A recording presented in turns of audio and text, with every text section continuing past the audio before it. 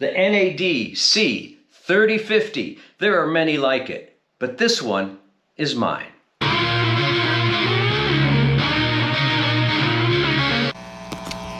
Hi, I'm Bob, and you are in the United States of Analog, and I thank you for being here. We got a great product to look at today. I think it's great. It's partially great. You know, there's some things I like and some things I have questions about, but we'll get to that after you do all that stuff that you do down here on YouTube to support the channel and help keep my head in the game, because I got to tell you, YouTube is a tough hustle. It's a tough hustle, all right? I have the NAD c3050 amplifier. This is mine. I paid for it, okay? So I can come at you, as I always do, from a completely unbiased, uninfluenced perspective on this piece of equipment. I bought it pretty much sight unseen. I saw some pictures and a couple of reviews, and I knew I had to have it just on the form factor and the look alone, which probably isn't the best way to buy a piece of equipment, but when you have something that looks that cool and that vintage and has a kind of a legacy to it, well, you just have to go for it. This is the everyone, I call this the everyone edition, because this is not the LE edition that sold out in seconds sometime about a year ago, maybe a year and a half ago. They only did 1972 for obvious reasons, and it sold out rather quickly, but it's very similar to this. There are a few differences, and we'll get to those in a second. This cost, let's call it $1,400. You might be able to get a little discount here and there, but generally they're going for $13.99 on all the websites. Again, retro design, beautiful NAD look, this beautiful script here, VU meters, and you know I'm nutso for VU meters.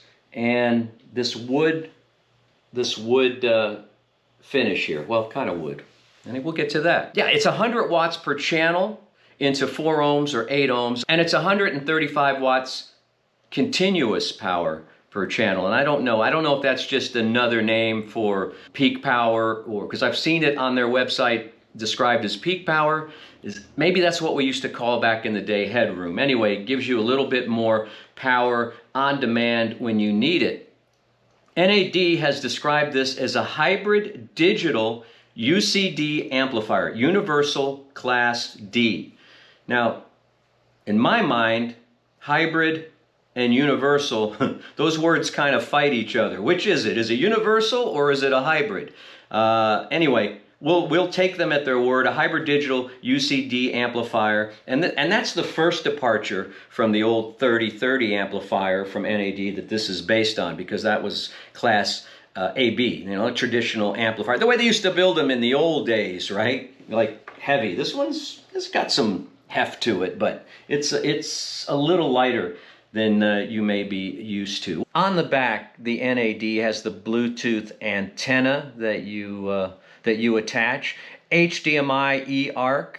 We've got optical digital in, coax digital in, phono in, the ground connection, a single line in. I wish there were more analog line ins like the old school amplifiers of the day. You've got the main in and pre-out, which have the jumpers on them. So you can use this as a preamp with a power amp. There is the single subwoofer, the mono subwoofer output. There's a trigger, an IR in. There is that service USB, which I use to power my WIIM mini streamer. The speaker terminals for A and B, so 8 terminals total in beautiful blue and red, and the on-off switch, and the AC power input.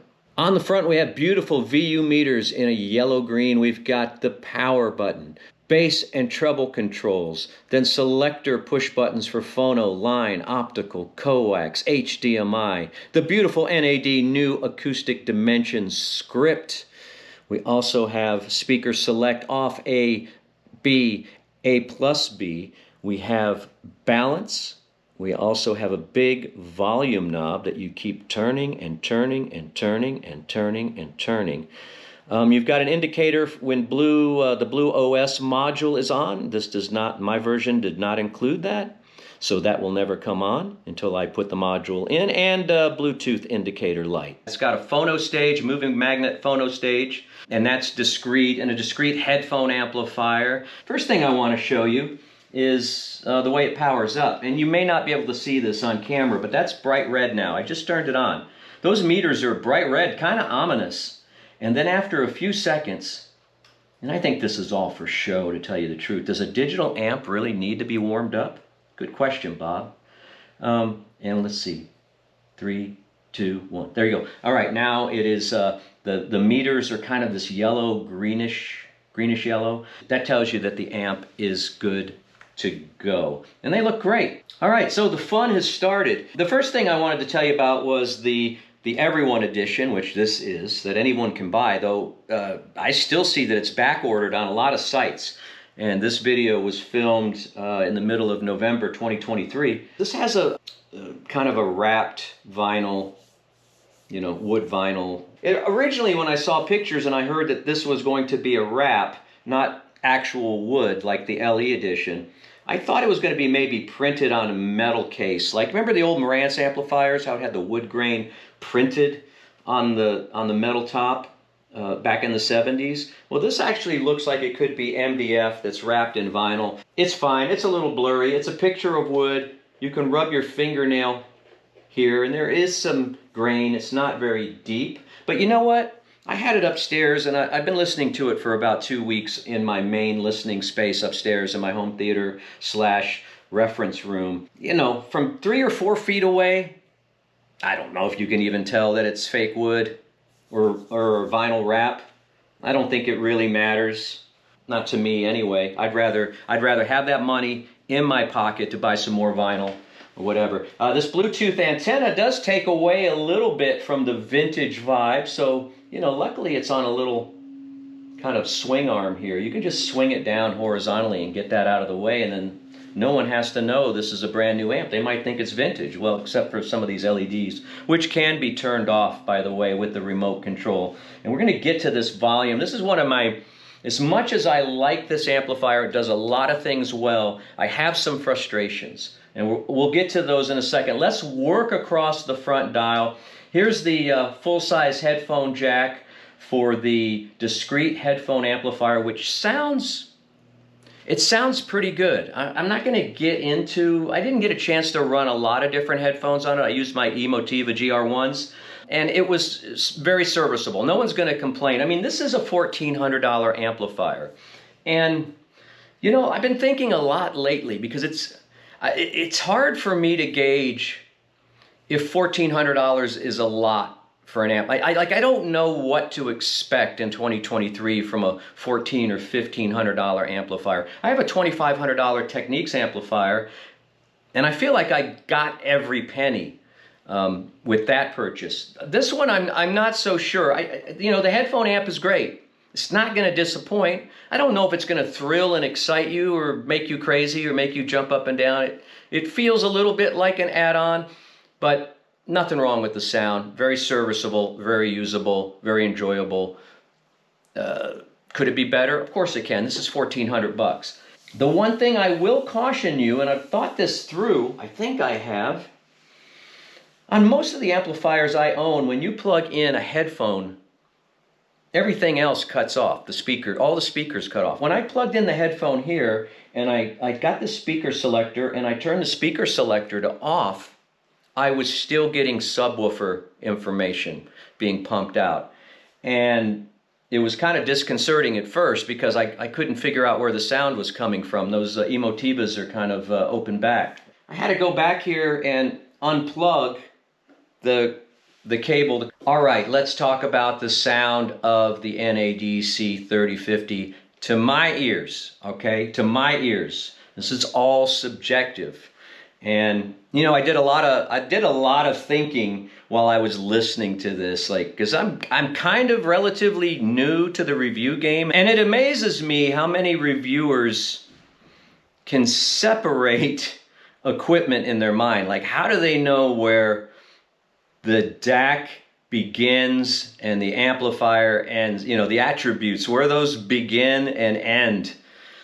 It's kind of amazing to me. Maybe they have superpowers I don't have. I have to take the unit kind of as a whole, how it's working. I will tell you right off the bat, you know, that this has a moving magnet phono stage, a discrete phono stage. And to my ears, that was the best listening experience that this amplifier provided. Now, you know, full disclosure, I have a MoFi studio deck with a master tracker cartridge. I think that's like an $800 cartridge on a, I don't know what that turntable goes for these days, for $1,400 or something like that. But you know, we're talking about a $2,000 turntable package and a $1,400 amplifier. That's probably somewhat price appropriate. I know that the MoFi sounds good on everything pretty much, but I think the Phono preamp stage here is very good. This gave me a very warm, punchy sound. Not overly warm like my Macintosh, but a warm, punchy sound that I wasn't expecting. Clear, great, great center imaging. The sound stage wasn't super wide, but you know, pretty good. I think that, for my money, that was the best listening experience. So I think the second best listening experience I got with the 3050 was CDs. I have a lot of CDs still. I have a Marantz single drawer. I don't remember the model number. It's about 10 years old now, 8 or 10 years old. And it works very well. And I ran it straight into the coax input, used the DAC in here. And speaking of the DAC, it's a TI. It's a 32-bit, 384 kilohertz TI PCM 5242 differential DAC.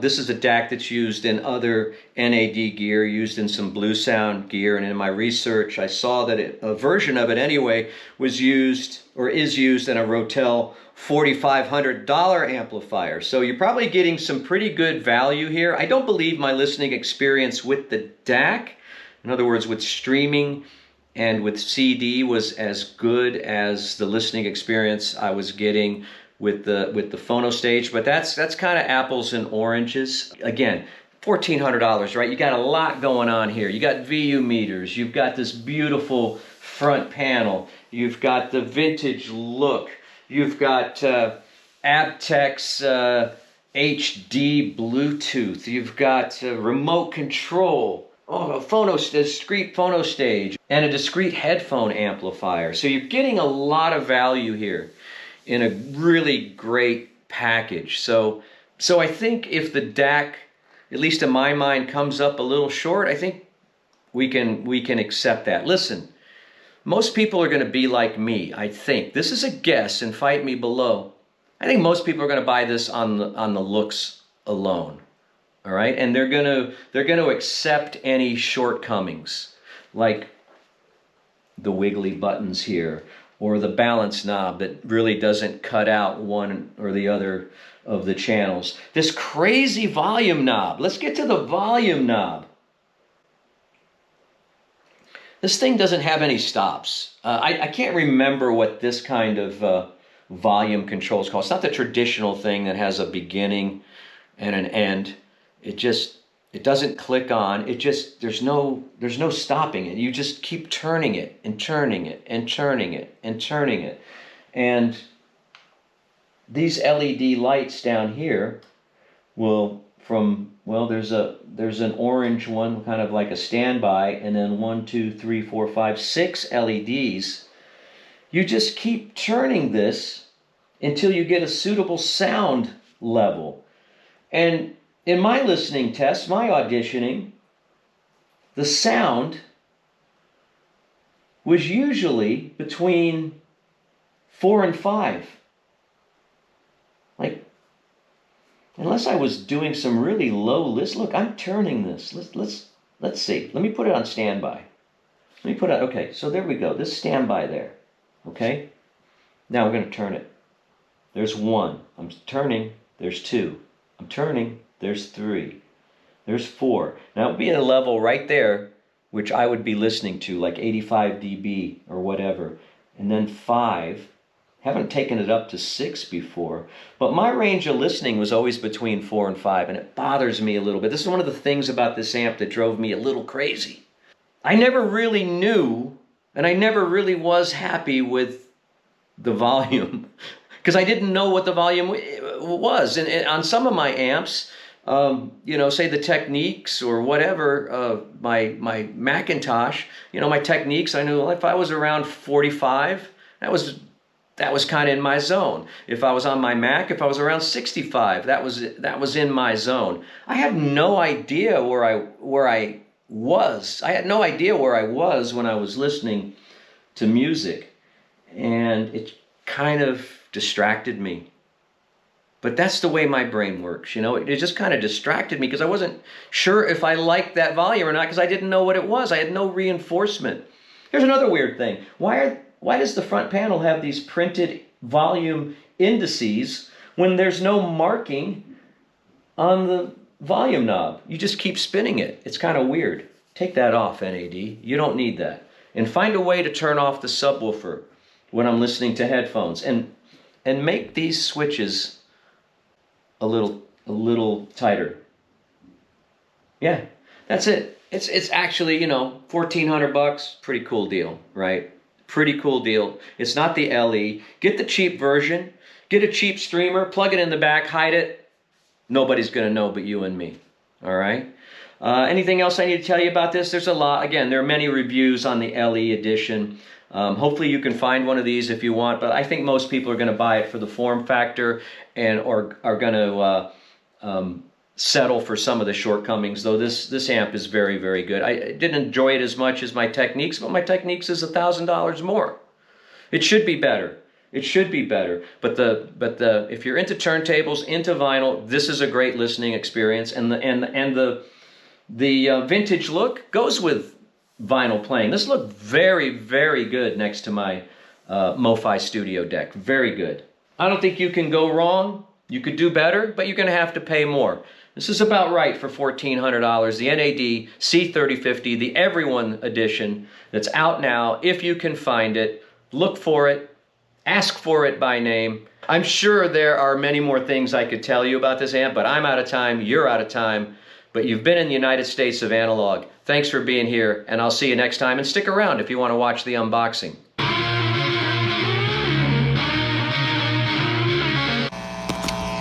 Not the anniversary model, not the one with Blue Sound inside the basic unit. I already have a Blue Sound node, so that seemed redundant. I'm probably going to be missing the DACS room correction, but not to worry. I could take it or leave it. But when I saw this, pretty much had to have it. Very vintage look. Of course, the wonderful VU meters. We'll see what the form factor looks like when I pull it out. I know it's not going to have the wood case like the more expensive anniversary edition, which was limited to 1,972 units for obvious reasons. Always lift here when you cut. I learned that from other videos. There you go. All right.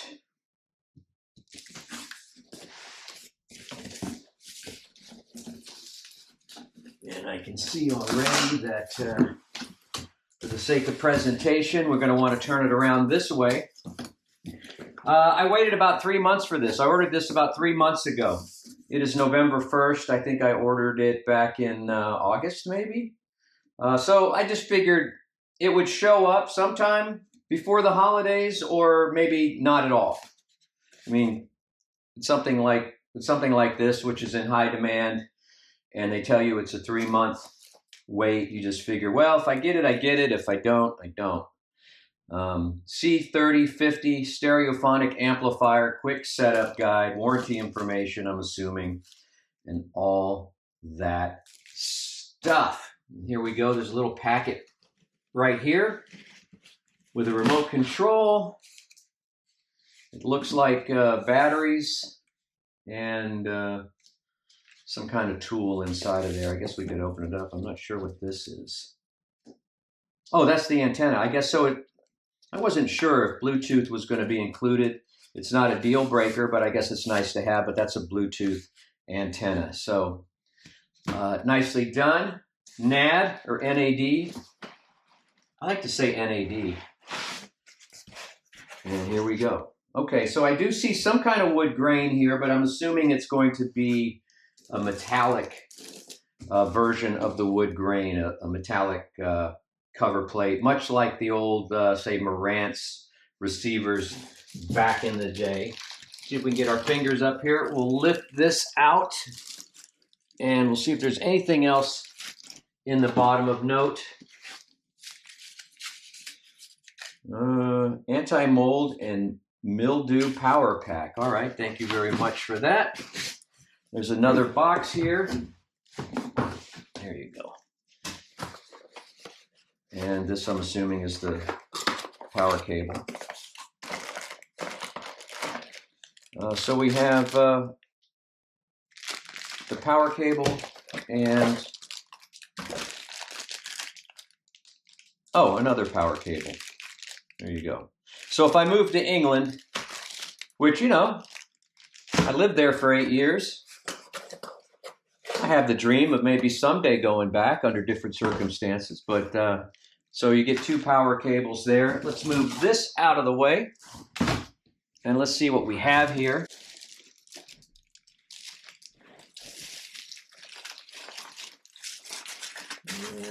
Don't want to rip it. I'll try to be as neat as I can. That's the OCD in me, I guess. Okay, so that's a picture of wood, I think, on metal. Tell you what. Let's go ahead and peel it like a banana here. Bring it down for the slow reveal. Front panel, the beautiful front panel with the original new acoustic dimension logo from the 70s is well protected by this piece of cloth here. I hope you're enjoying the sounds of crinkly plastic wrap there. There you go. There it is. 100 watts digital, 135 peak.